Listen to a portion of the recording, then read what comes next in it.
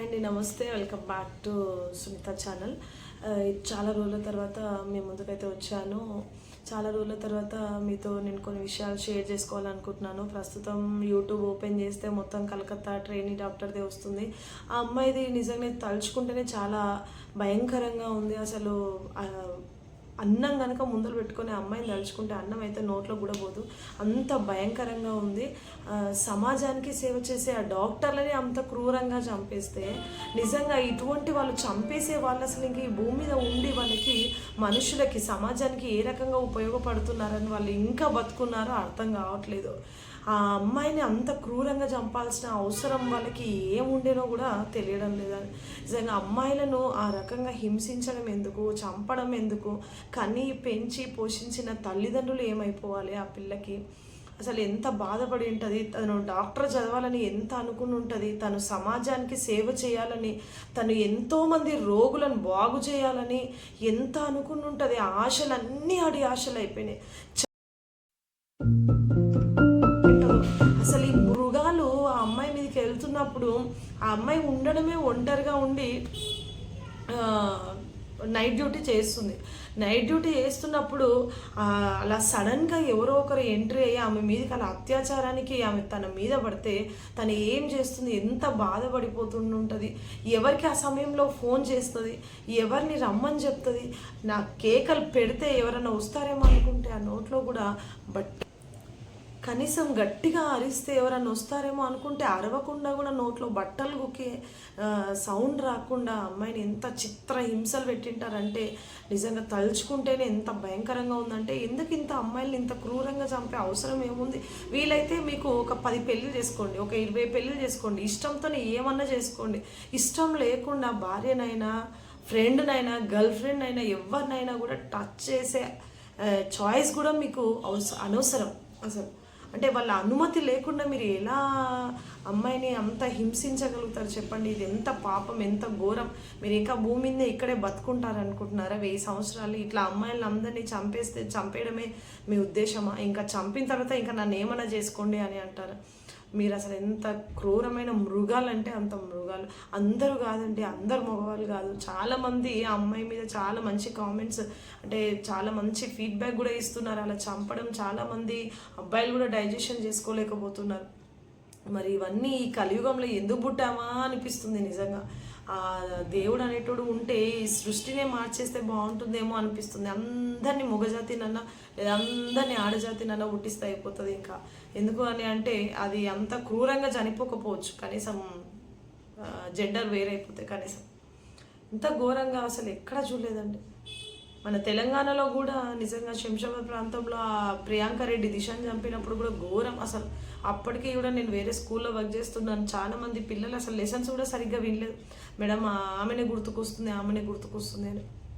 అంటే ఈ అబ్బాయిలు అసలు నిజంగా తాగి తందనాలాడి అమ్మాయిలని ఆ రకంగా చంపాలని ఆలోచనలు, ఆ యూట్యూబ్స్లో చండాలమైన వీడియోలు చూసి తర్వాత భార్యతో చక్కగా ఉండలేక ఇవన్నీ వేరే అమ్మాయిలను చంపాలనే ఆలోచనలు వాళ్ళకు వస్తున్నాయంటే, ఇంకా వాళ్ళను ఆ చెడు ఆలోచనలు వస్తున్నాయంటే వాళ్ళు చిన్న ఉన్నప్పటి నుంచి చదువుకున్న చదువు ఏమైపోతుంది? ఏమి చదువుకొని వాళ్ళు అలాగే చేస్తున్నారు, బాగా చదువుకున్న వాళ్ళు కూడా అలాగే చేస్తున్నారు. వాళ్ళకి వీళ్ళకి తేడా ఏమీ లేకుండా అయిపోయింది. సింగిరెడ్డి నారాయణ రెడ్డి ఒక మాట అన్నాడు. ఏంటంటే మనిషి మృగము ఒకటేనా?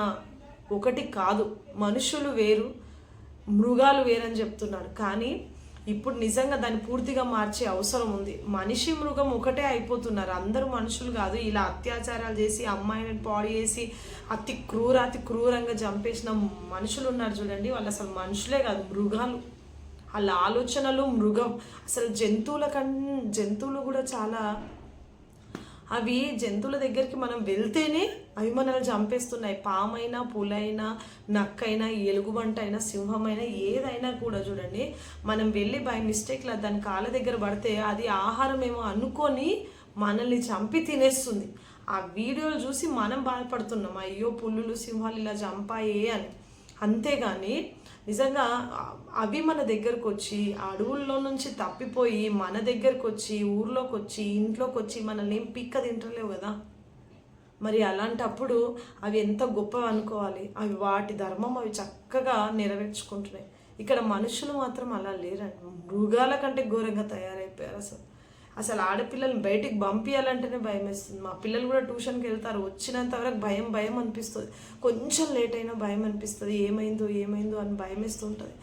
ఏం ఊహించుకోవాలన్నా కూడా భయంగా ఉన్నాయి. అసలు ఆడపిల్లలు చదివించాలా, వేరే దేశాలకు పంపించాలా, ఇక్కడే చదివించాలా, మన ఇంటి పక్కన ఉన్నవా మృగాలు కూడా చాలా ఉన్నారు.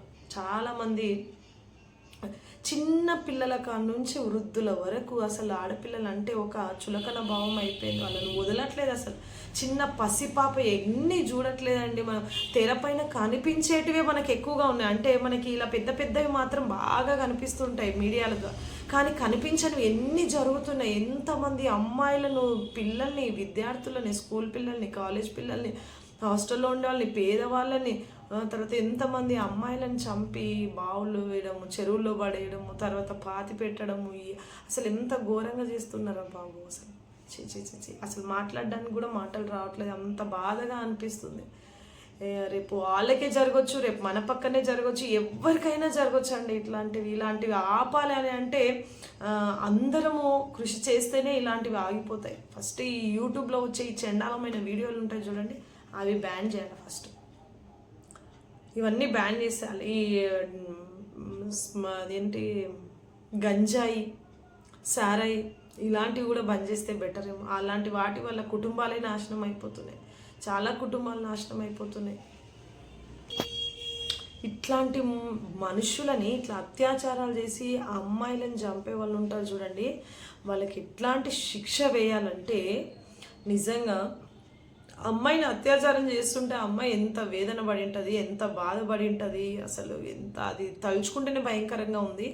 ఇప్పుడు వీళ్ళని కూడా ఏం చేయాలంటే ఒక పులి, ఒక సింహం, ఒక ఎలుగుబంటి, ఒక బోన్లను ఇట్లా సపరేట్గా ఏర్పాటు చేసి వీళ్ళని ఏం చేయాలంటే ప్రతి బోన్లో ఒక 2 నిమిషాలు ఉంచాలి. ప్రతి బోన్లో ఒక పులి బోన్లో ఒక 2 నిమిషాలు, ఒక సింహం బోన్లో 2 నిమిషాలు, ఒక ఎలుగుబంటి బోన్లో 2 నిమిషాలు ఉంచి మీడియాని తీసుకొచ్చి డైరెక్ట్గా లైవ్ పెట్టాలి. లైవ్ మొత్తం ప్రపంచం అంతా చూసేటట్టుగా లైవ్ పెట్టాలి. అంటే వాడి కళ్ళల్లో ఆ బాధ, ఆ దుఃఖం, ఆ భయం అనేది వస్తుంటుంది చూడండి, అంత ప్రపంచం అందరూ చూడాలి, ప్రపంచంలో ఉన్న వాళ్ళంతా. అలా చూస్తే వాళ్ళు నిజంగా అది ఏ పులి నోట్లోనో, ఏ ఎలుగుబంటి నోట్లోనో, ఏ సింహం నోట్లోనో చచ్చిపోవాలి. చచ్చిపోయినప్పుడు అప్పుడు తెలుస్తుంది. అట్లాంటివి ఏమన్నా ఉంటే నిజంగా బాగుంటుంది. ఏందో వాళ్ళు వీళ్ళు చచ్చిపోయినాక ఇప్పుడు వాళ్ళు జైల్లో ఇంత 3 పూటల తిండి పెడతారు, మంచిగా పోషిస్తారు. ఆ తీర్పు ఎప్పుడు వస్తుందో, వాళ్ళు ఎప్పుడు చస్తారు, అసలు వాడు చస్తారో. అసలు ఇప్పటి వరకు నిజంగా కలం చనిపోయిందంటే ఆ నిర్భయం చంపిన వాళ్ళు, ఈ దిశను చంపిన వాళ్ళు డైరెక్ట్గా తెగించి ఎన్కౌంటర్ చేయడం వల్లనే వీళ్ళు చంపేశారు. కానీ లేకపోతే ఆ నలుగురు ఇప్పటివరకు బతుకుండేటోళ్ళు, ఆ నలుగురు ఇప్పటి వరకు కూడా దిశను చంపిన నలుగురు ఇప్పటివరకు బతుకుండే వాళ్ళేమో. ఎందుకంటే ఢిల్లీలో నిర్భయం చంపినప్పుడు కూడా ఆమెకు కూడా చాలా సంవత్సరాలు పట్టింది వాళ్ళ ముద్దాయిలను చంపడానికి, నిందితులను చంపడానికి చాలా సమయం పట్టింది, చాలా సంవత్సరాలు పట్టింది. ఇప్పుడు ఈ అమ్మాయి పరిస్థితి కూడా అంతే. డాక్టర్లు ఎంత ర్యాలీలు చేసినా, ఎంత దీక్షలు చేసినా, ఎంత జస్టిస్ కావాలనుకున్నా వీళ్ళు చేయరు, అంత తొందరగా చేయరు. జనాల చేతికి అప్పచెప్తే వాళ్ళే చంపేసేస్తారు. ఎందుకు అంత కోర్టుకి ఇంత బాధ ఎందుకు అసలు? ఎందుకు అని అంటే వాడు ఏ కోర్టు, ఏ పోలీసులు ఎవరి పర్మిషన్ లేకుండానే అవన్నీ వేసింది కదా. ఇక మరి అట్లాంటి వానికి ఇక 3 పూటలు మేపడం ఎందుకు చెప్పండి? అమ్మాయిలకి ఇట్లాంటి అన్యాయాలు జరిగితే ప్రతి ఒక్కరూ స్టాండ్ తీసుకోండి, నిలబడండి. అమ్మాయిల తరపు నుంచి మీ అక్క, మీ చెల్లి, మీ అమ్మ అని అనుకోండి. అందరూ వాళ్ళకి సపోర్ట్ చేయండి, అందరూ వాళ్ళకి సపోర్ట్ చేయండి ఖచ్చితంగా.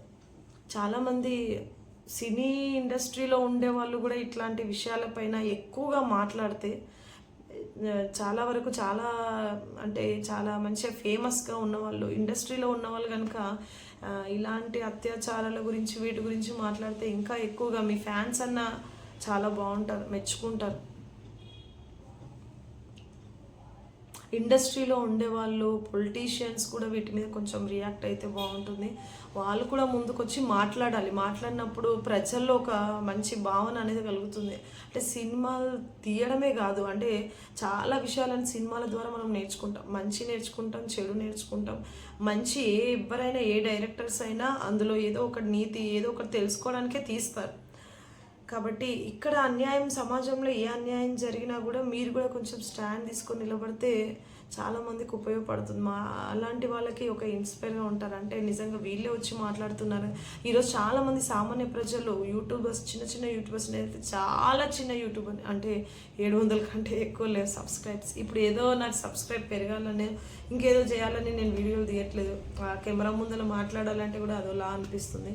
కానీ మనసులో ఉండే బాధని అప్పట్లో కవులు, రచయితలు వాళ్ళు పుస్తకాల రూపంలో ఏ రకంగా చూపించుకున్నారు, ఇప్పుడు ఏదో అంటే యూట్యూబ్ పెట్టాను కాబట్టి ఛానల్ని ఈ రకంగా మీకు అందించాలనుకుంటున్నాను. ఇందులో ఏదైనా తప్పు ఉంటే క్షమించండి.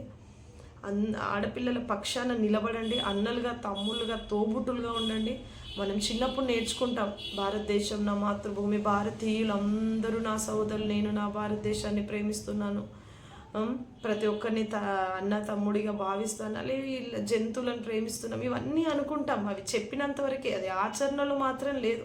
మనం ఏదైనా దాన్ని నోటితో అంటున్నామే కానీ మనసుతో ఏది కూడా మనం చేయట్లేదు. అది ప్రతి ఒక్కరూ అనుకోవాలి. చిన్న ఉన్నప్పటి నుంచే మనలో మంచి భావనలు, మంచి ఆలోచనలు అనేటివి మన లోపల ఉండాలి, రావాలి. భక్తి మార్గంలో ఉంటే కనుక ఈ చెడు అనేది చాలా వరకు మన దగ్గరికి రాకుండా కాపాడేది భక్తి మార్గం. మీరు నమ్మిన దేవుళ్ళు ఎవరైనా పర్వాలేదు కానీ వాళ్ళని మంచిగా నమ్మారనుకోండి, వాళ్ళ ప్రవచనాలు, వాళ్ళ మాటలు విన్నారంటే మీరు ఖచ్చితంగా చెడు మార్గంలోనికి వెళ్ళకుండా అయితే మీకు మీరు సేఫ్గా అయితే ఉండగలుగుతారు. అంటే మీరు చెడిపోకుండా అయితే ఉండగలుగుతారు. అది మగవాళ్ళైనా, ఎవరైనా, ఆడవాళ్ళైనా. ఇప్పుడు ఆడవాళ్ళు కూడా చాలామంది తప్పులు చేసేవాళ్ళు ఉన్నారు. అందరు మగవాళ్ళే అని కాదు, ఆడవాళ్ళు కూడా అలాగే ఉన్నారు, మగవాళ్ళు అలాగే అయిపోయారు. సినిమాలని, పబ్బులని, షికార్లని విచ్చలవిడిగా తల్లిదండ్రులకు చెప్పకుండా ఇష్టం వచ్చినట్లుగా తిరగడం, ఇవన్నీ చేయడం వల్ల కూడా సమాజం అనేది చెడిపోతుంది. ఈ కలియుగం ఏంటో